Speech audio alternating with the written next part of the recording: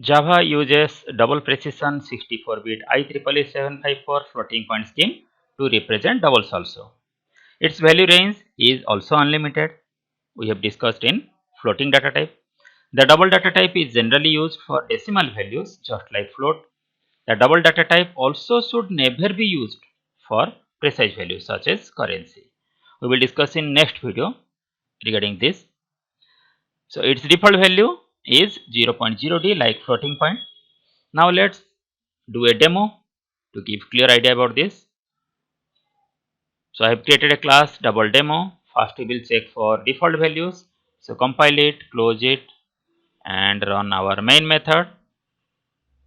We got the default value of 0.0. We will clear everything. Okay, and remove these remarks. So here we will check the default of static value and here we will check the default of instance variable value. So close it, run main method. Okay, so for static variable the value is 0.0 and for instance variable also the value is 0.0. Now we will try to initialize it.